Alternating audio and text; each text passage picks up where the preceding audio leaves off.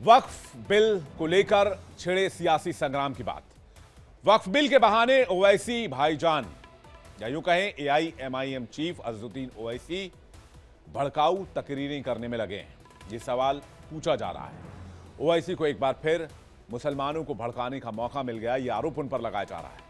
आज अलविदा की नमाज के दौरान ओवैसी समेत तमाम जगहों पर मुस्लिमों ने काली पट्टी बांधी और वक्फ संशोधन बिल का विरोध किया। पूरे देश में अलविदा की नमाज अदा की गई। यूपी में योगी सरकार ने सड़क पर नमाज पर रोक लगाई हुई थी, जिसे लेकर राजनीति गर्म रही। विपक्षी पार्टियों ने मुस्लिम संगठनों के समर्थन में मोर्चा खोला। विपक्षी पार्टियों के नेताओं ने कहा कि छतों पर नमाज पढ़ने से सरकार कैसे रोक सकती है। विरोध और राजनीति के चलते पुलिस प्रशासन अलर्ट पर रहा।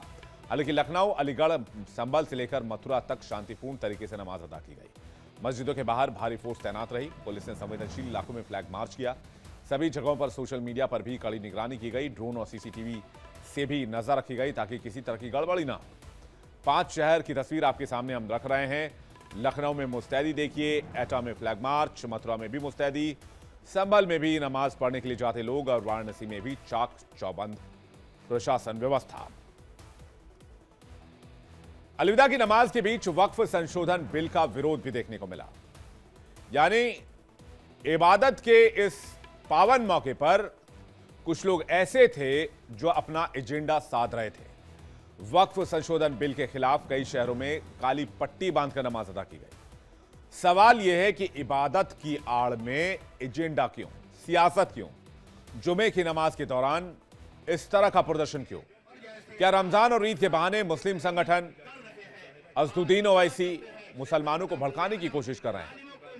इस सवाल का जवाब आपको मिलेगा एआईएमआईएम चीफ अजहरुद्दीन ओवैसी के बयान से। आज उन्होंने बिल की आड़ में पीएम मोदी और सीएम योगी तक पर निशाना साधा।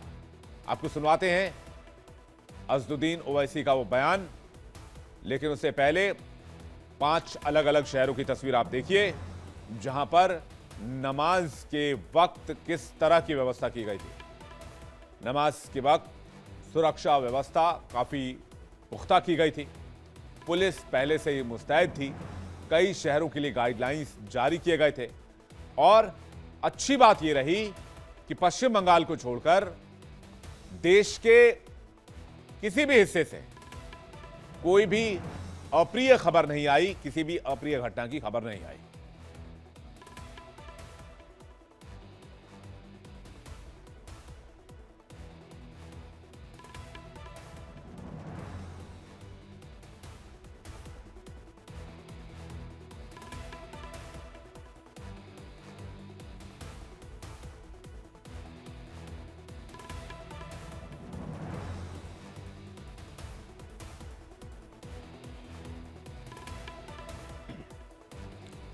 इसके साथ साथ अलविदा की नमाज के बाद बनाना चाहते हैं जो आर्टिकल 14, 15, 26, 29 का वायलेशन है, हमारा कल्चर का हिस्सा है। वक्फ आप कैसे हमसे छीनेंगे? कि हमारी सुरक्षा और सम्मान की जो तुम बात करते हो ना, वो तुम्हारी खैरात नहीं है योगी। चाहे हिंदू का सुरक्षा और सम्मान हो, मुसलमान का सुरक्षा और सम्मान हो, वो तुम्हारी खैरात नहीं है। यह असदुद्दीन ओवैसी का पैदाइशी हक है। राइट टू लाइफ इस मुल्क के आइन का, कॉन्स्टिट्यूशन का फंडामेंटल राइट है। अच्छा, जब त्योहार आता है तो मस्जिदों को क्यों कवर करते आप? मत करो ना।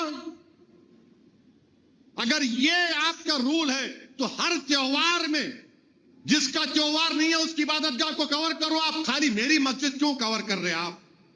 अभी नो बोल रहे हैं कि जहां पर 100 मुसलमान हैं वहां पर 50 हिंदू सुरक्षित नहीं है।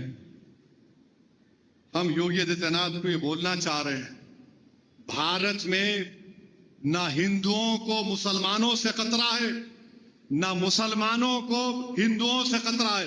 भारत में अगर हिंदू, मुसलमान, सिख, ईसाई को, इस भारत के आइन को अगर किसी से खतरा है तो आरएसएस, उसकी आइडियोलॉजी, योगी और मोदी से खतरा है।